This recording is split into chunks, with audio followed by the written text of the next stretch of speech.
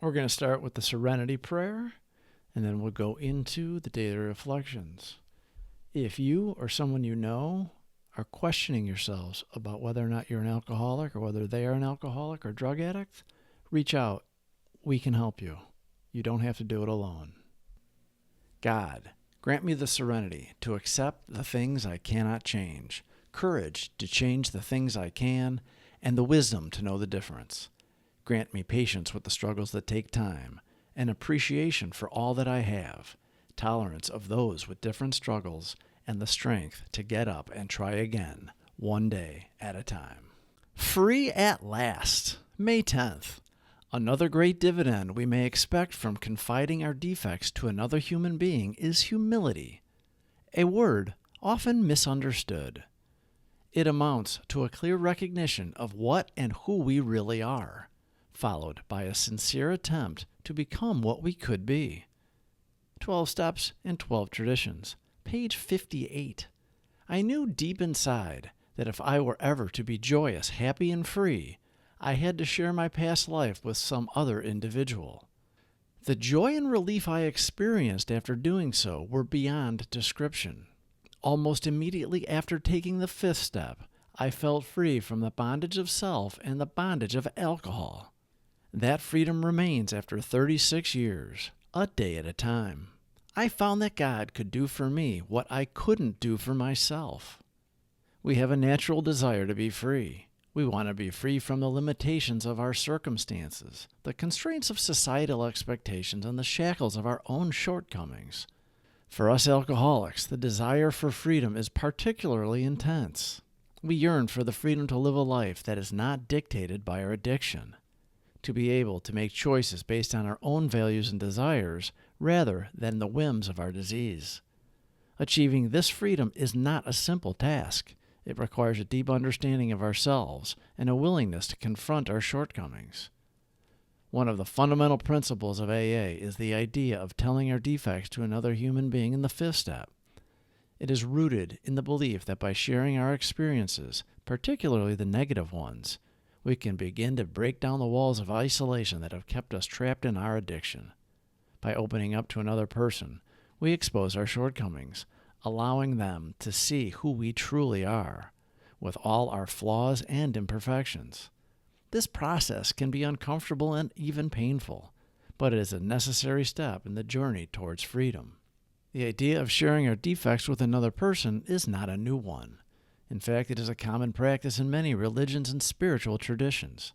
The Catholic Church, for example, has a sacrament known as the confession, in which individuals confess their sins to a priest in order to receive absolution. Similarly, in the Islamic tradition, there's a practice called tawbah, which involves confessing one's sins and seeking forgiveness from Allah. Humility is closely tied to confession. When we confess our defects to another person, we are acknowledging that we are not perfect, that we are flawed and in need of help. It can be a difficult realization, particularly for those of us who have spent much of our lives trying to hide our weaknesses.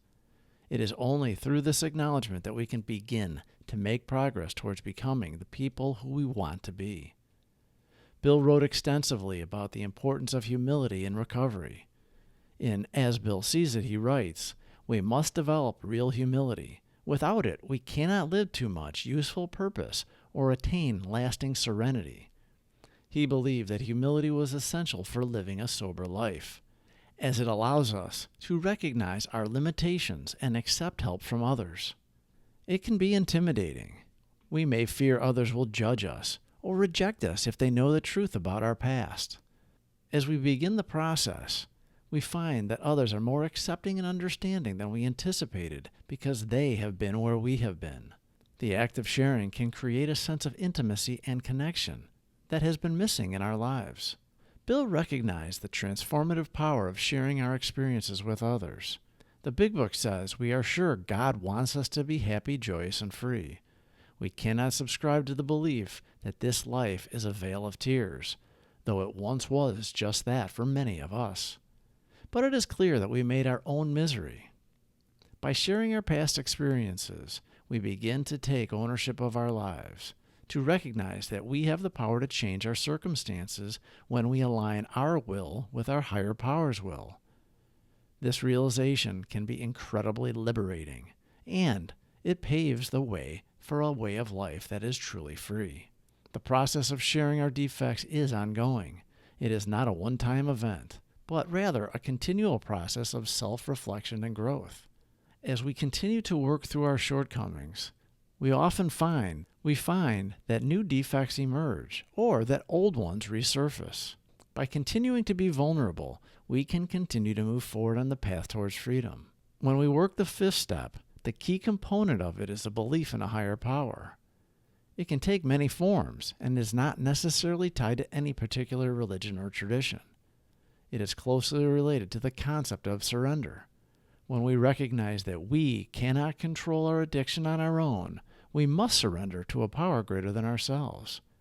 Again, it can be scary, as it requires us to let go of our sense of control and trust that things will work out in the end. It is only through surrender that we are able to find true freedom. In the 12 and 12, it says, the central characteristic of the concept of surrender is that we do not struggle against the universe, trying to oppose our will upon it.